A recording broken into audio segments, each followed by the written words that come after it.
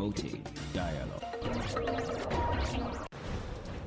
It's May Day in Dakar, 1 p.m. in Abuja. Good afternoon and many thanks for staying tuned to West Africa, the Democracy Radio, broadcasting on 94.9 FM and online at wadr.org.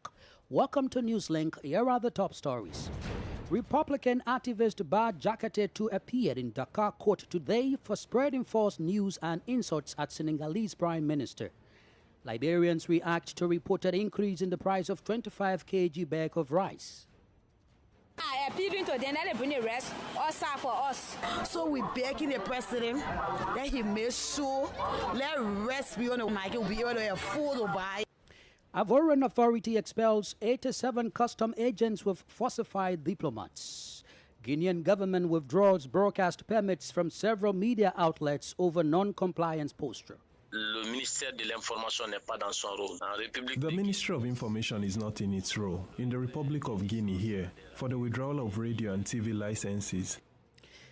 Please stay tuned for details of these stories and more. Here is Augustine Coley with Newslink.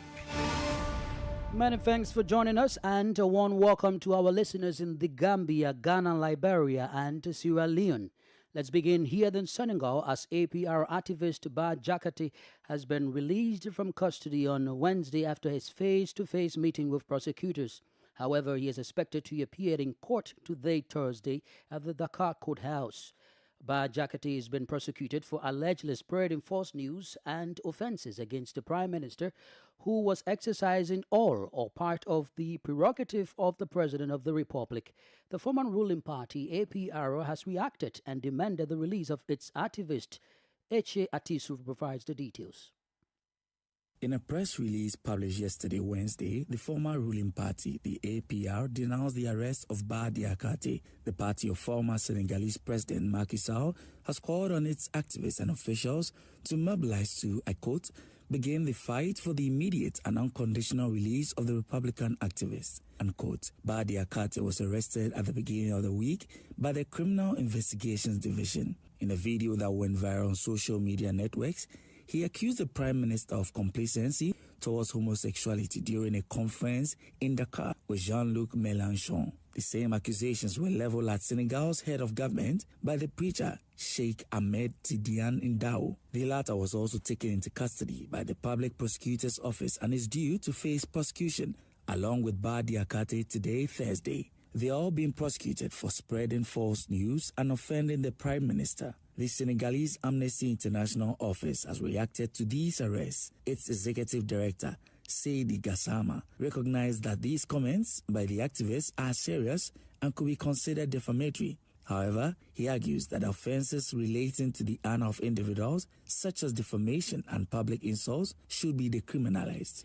Eche Atisu reporting there. In Guinea, the Ministry of Information withdraws broadcast permit from FIM FM radio and several media outlets of the Joma and Hadafo groups. The ministry alleges non-compliance with the specifications by the stated media outlets. This new measure by the transitional authorities further calls into question press freedom in Guinea.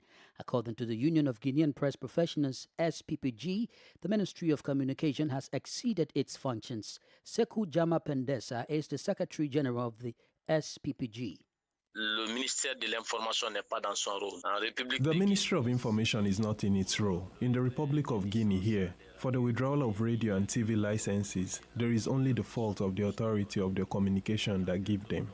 And when it gives the order, the ministry can only serve as a tool for the execution of its decisions. And for the RPT, the authority of the regulation of telecommunications, all we are saying here are arguments that do not hold at all. The poor management of public data, and that's what has become a burden for the military agents. We, the SPPI, said very early that it was wrong, and that the reason was elsewhere, and history ended up giving us the reason. Because after all, the Prime Minister said to the press bosses, your radios are always closed, because the president said he is disappointed with certain media officials to whom he has done favors but which are not grateful to him. You see, it evolves. Later we said no, we need to put in place an auto-regulation body. That is the condition to free the media, even if we, the union, have already proven the demarcation from the moment it is imposed by the executive. La démarche à partir du moment qu'il est imposé par l'exécutif. Sekou Jama Pendesa is the Secretary General of the SPPG in Guinea. During recent meetings with Guinean press employers, Prime Minister Uribe announced the restoration of the signal of these private media critical of the authorities in power. In return, the press owners committed to setting up a self-regulatory body.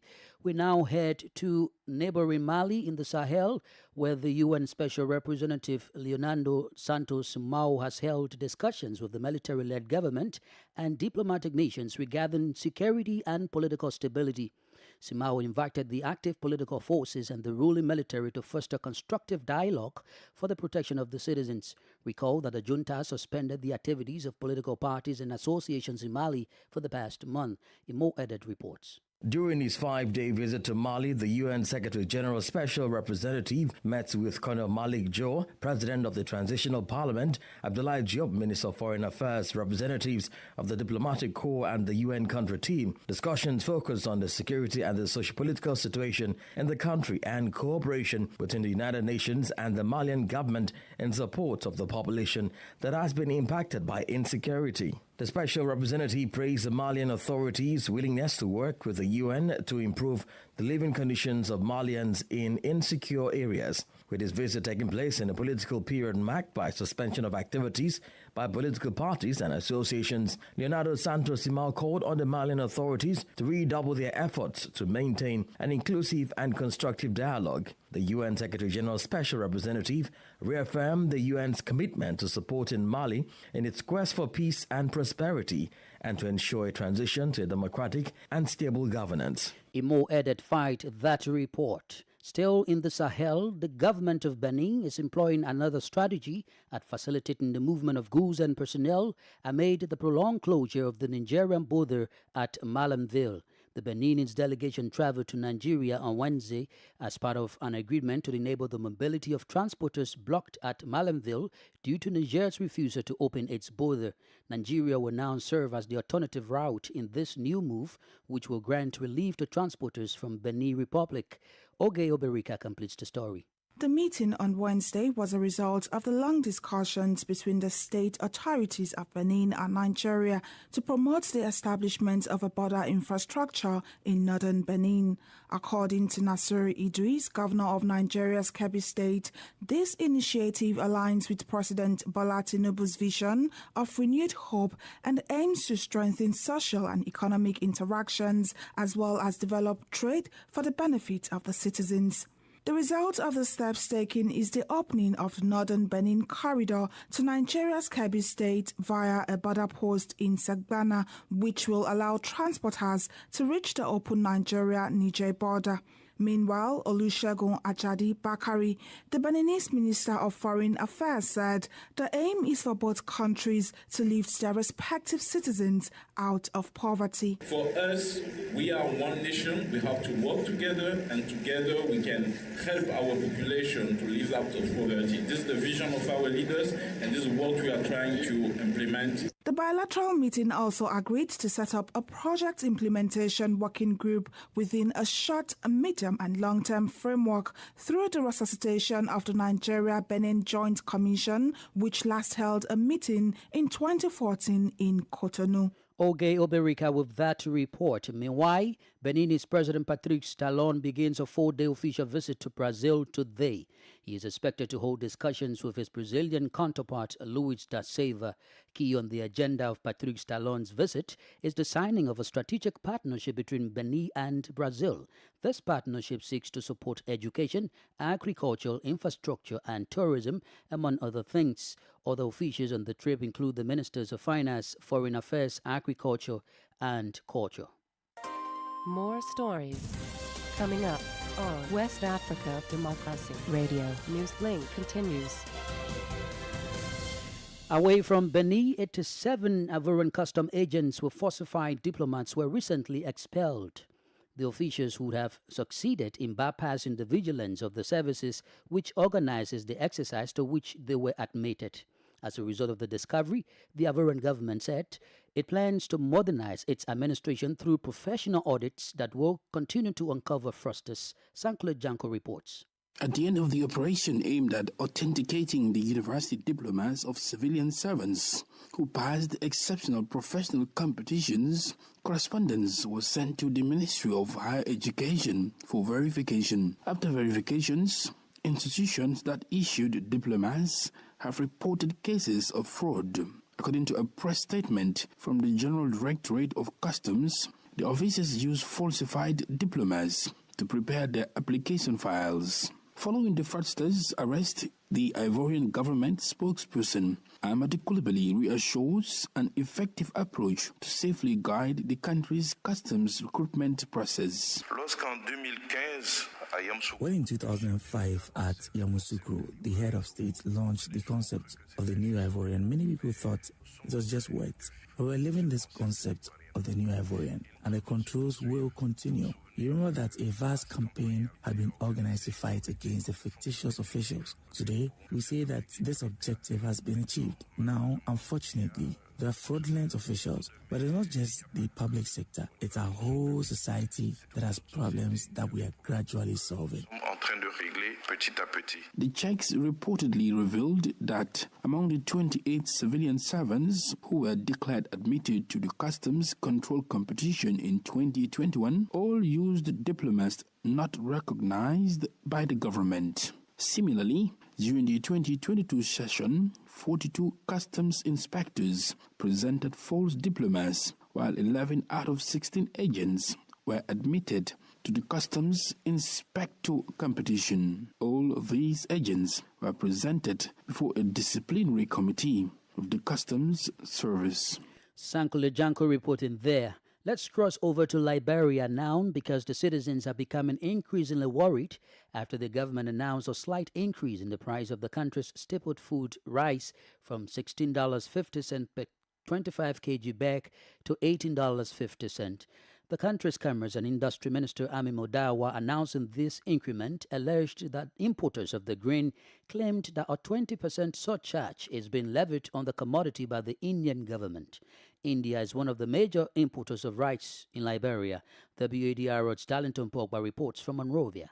The pronouncement from the government resulted in panic buying among some Liberians, especially those with the resources to do so, thereby leaving the majority poor to worried. Yassa Gavler and Bendu Keita are among several Liberians who are worried about the survival of their families amid the pronouncement. We're asking the government for the government to help us so they can bring the rare price down. I appealing to them that they bring the rest OSIWA for us. So we begging the president that he make sure let rest be on the market, be able to afford to buy it. If rest here, you will see from all the stone from start to end, all the way to the bridge, you will see. Let the import rest, let the rest come so it can bring chaos to us. Because when no rest, it become problem. At this point, the House of Representatives co-chairperson on Commerce, Muka Kamara, is angry that the government proceeded to announce the increment without consulting with the legislature. Rest have been with $16.50 where we still have problem. They managed to come at this time by national government to increase the price of rice. Even I, who as member of the Commerce Committee, I'm not aware how these things happen. The ministry go about announcing price increment of the rice, telling our people to go on hunger and die. We think it's wrong. It is not the right thing to do, and we frown on it. However, Representative Musa Belete, a member of the legislature, has proposed these set of recommendations to the government in order to make the country food sufficient. It is a shame, it is disgrace, and it is a colossal failure as a country that up to now we cannot feed ourselves. Imagine $22 million in farm in Liberia. Direct investment into farm through communities or every town. For now, the office of President Joseph Boakai has assured that the increment will not reflect in a retail price, but the fact remains that the price of the commodity has increased across the country. For Newslink on West Africa Democrats Radio, I'm Darlington Pogba in Monrovia. Meanwhile, the leadership of Liberian nationals in Ghana has expressed disappointment in the Ghanaian government's reported failure to help stranded Liberian citizens when their homes were demolished in the Buduburam refugee camp in the Goma East District. This latest revelation comes as the first batch of stranded Liberians have been repatriated to their home country after they sought refuge in Ghana during Liberia's civil wars, which resulted to the death of over 250,000 people. More than 700 of them departed the country on Tuesday, May 21, 2024, and are expected to arrive in Liberia today through the help of Liberia's Repatriation and Resettlement Commission. Dennis Yoko Gwen, the leader of Liberian Nationals at the former refugee camp in Ghana, said they can now have a sight of relief. Our people going back home, and at least they are going back with dignity. Not like what's happening to them here. So we are grateful to the government of the Republic of Liberia with the cooperation of the government of Ghana. So as you can see, our people are going home happily. That I have, we have 770 persons that are going. And by next week, another group will be going. By following week, another group will be going. But 3 trips. Per month data, I got 6,169 persons. These are people that were living here. These are people the chief of government federal made homeless. These are people the land got beat in the street, looted as in selling without intervention of any Ghana police. But today, see there, police are giving an escort. No, we were disgraced yesterday. Today we are going in dignity. We are happy. Every government is our own. It's our own. They owe all duties of care. Whatever we are, they owe all duties of care. So whatever they are doing it for their citizens. So we all want to talk to them. We are still talking to them, say our best to take care of our people. Dennis Yoko Gwen is the leader of Liberian Nationals in Ghana. You are listening to Newslink here on West Africa Democracy Radio, broadcasting from Dakar, Senegal. Here is a reminder of our top stories. Republican activist Bah Jakate to appear in court today for spreading false news and insults at Senegalese Prime Minister. Liberians react to reported increase in the price of 25 kg bags of rice. Ivorian authority expels 87 custom agents with falsified diplomats. Still ahead, about 16 Nigerian students face deportation from UK university due to financial crisis. We still have the press review, guest interview, and sports news. Please stay with us. West Africa Democracy Radio. It's you speaking. We are also streaming live on YouTube at WADR and Facebook, WADR English Service. Crossing over to Nigeria as dozens of students at Tisa University in the UK have been forced to leave their studies and face deportation due to a financial crisis caused by Nigeria's economic turmoil. The students struggling to pay tuition fees due to the plummeting value of the Nigerian naira were thrown off their courses and ordered to leave the country after the university changed its payment plan from 7 installments to 3. Usma Omar has more. Despite claims of offering support and individualized payment plans, many students say these efforts were insufficient or unresponsive. The university maintains it is bound by strict visa regulations and cannot intervene in the Home Office's decisions. Toyib Adeladu is an education enthusiast and a personal development coach who often interacts with Nigerians studying in the UK. I must tell you, it is a very, very tough time for a lot of international students, particularly from Nigeria. A lot of plans are in disarray at the moment in terms of expecting money from home. I mean, I'm just here in Swansea. I've been speaking to a couple of students in university here, and it is destabilizing. They can't really plan forward, and you have a situation where universities are requesting for repayment in terms of installment payments, and students are scrambling, trying to call home. It is not a great time, I must tell you. The Home Office has cancelled the visas of affected students, citing their withdrawal from studies with no right to appeal and a strict deadline to leave the UK. According to Toyib, the situation has taken a severe psychological toll on students. In the last 6 months, we've seen a very, very sharp fall in the naira, and I'm afraid a lot of students will have to drop out of school. I am afraid. I'm seeing the signs of that. There are some people that were able to pay their fees well in advance before now. So those kind of people are just kind of managing with living expenses, trying to make it as good as they can get. But there are some people that are taking huge financial sacrifice to be here. Some of them have left their job. Some of them sold their small property to make this work. The situation is not only affecting students in UK institutions. Reports have it that many others who need to make payments for goods and services using Nigerian local currency are not finding it easy either. There is yet to be any official response from the government on this development. For Newslink on West Africa Democracy Radio, Usman Umar reporting from Abuja. This is the Newspaper Review. Stay abreast and find out what the top stories are in your country. This is the Newspaper Review. The Newspaper Review. Let's join Nadia Tete in Accra for the Newspaper Review. Hello there, good morning, and welcome to the Newspaper Review segment. Of course, we'll start with the nation's biggest newspaper, the Daily Graphic newspaper. Front page, full KPMG report. SML deal requires parliamentary approval for contract enforceability. So finally, the president has released a full report done by KPMG into the contract between the Ghana Revenue Authority and SML. Looming ecological disaster. Scrap dealers dump waste into Odo River. Supreme Court okays law on petroleum loans. Now to the Ghanaian Times newspaper, $150 million additional funds for flood control. VIP inaugurates advanced medical waste treatment plant in Upper West region. And final story here, children aged 6 to 14 to register for Ghana card beginning June 10. Now to the Daily Guide newspaper. Front page, Nana releases GRA SML full report. Other stories here, Accra floods again, and Hobson Adoye arrested over dynamite claims, and Mpoho district tops all. To the Daily Statesman newspaper now.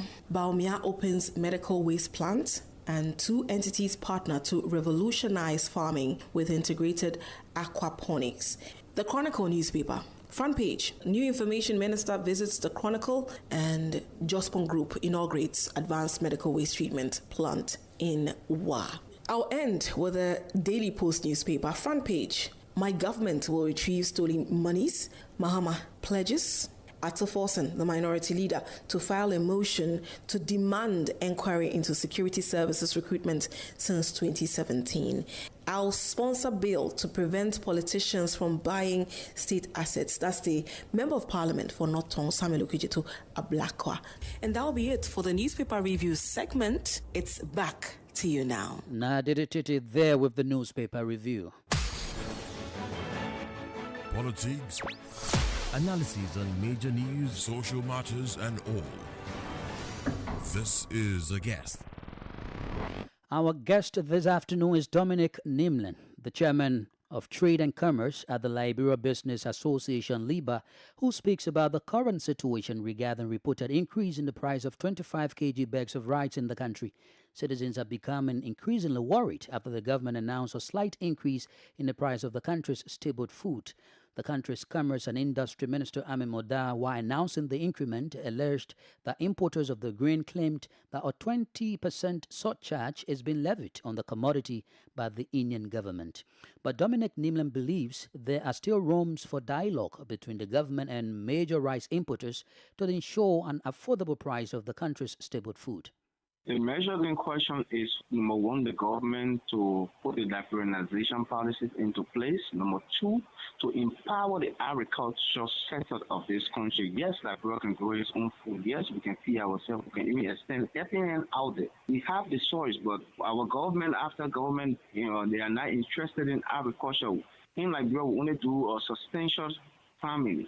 In other countries around here, you see people doing mechanized farming. We are not into mechanized farming. We would like for government to buy those farming equipment like Niger just did. They put, $50 million in farming equipment and share among the farmers. And government need to do such thing, because having this problem, most of the time, foreign business people in our country create chaos. If you follow the news during the past regime, President John Mahama, there was similar thing where the rice importer, the petroleum importer had an artificial shortage on the market. The commerce minister by then have to come out and say, hey, you just brought in commodity. How can you come out and say to the public that you don't have this in stock? And what those things are happening because the citizens are not in control of their own economy. It don't happen in Africa, it don't happen in Ghana, it don't happen in Guinea, it don't happen in Senegal, it don't happen in Nigeria. It only happen in Liberia because the citizens are not in control of their economy. Until we get in control of our economy, these things will continue to happen. And a big one here is that the government, after government in our country, don't respect the additional businesses. And in every economy, the little businessman within that economy is the backbone of that economy. But we are not being respected in our own country as Liberian-owned businesses.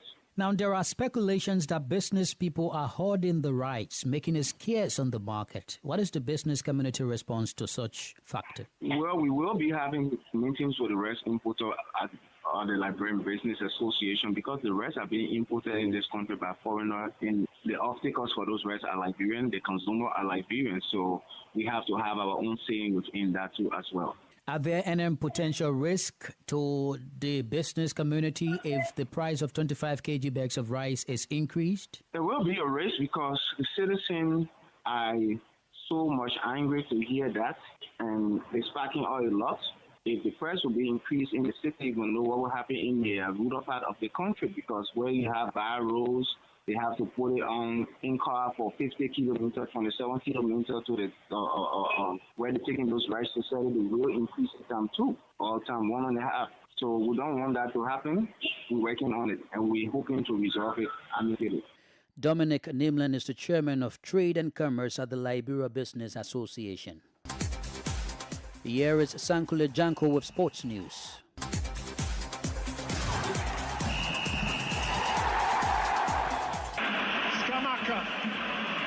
Adamola Lookman. Lookman!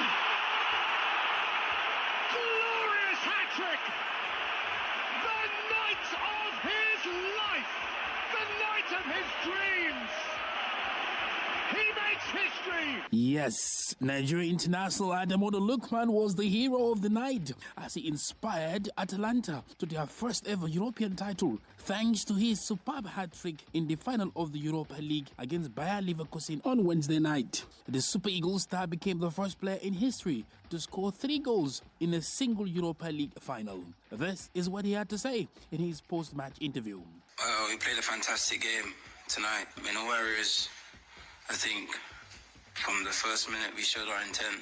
We played a fantastic first half, and in the second half we didn't rest on our laurels. We kept pushing and we got opportunities and we won the game. The win also broke Leverkusen's unbeaten record of 51 matches in the season. Lookman was full of praise for the German side, but added that they executed their plans to perfection.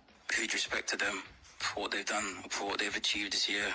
And, coming into this game, we were well prepared of their strengths and, what we expected from them.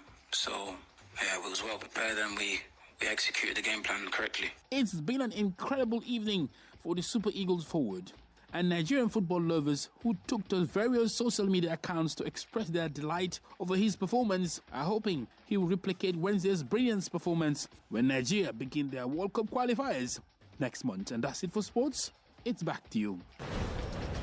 We have come to the end of this edition of Newslink on West Africa Democracy Radio, broadcasting from Dakar, Senegal. Thank you for listening, and many thanks to Christo Mukidi and Maudo Juf for the technical support. To interact with us via our social media platforms, X, formerly Twitter, Instagram at WADR News, and on Facebook, WADR English Service. I am Augustine Cully. Good afternoon.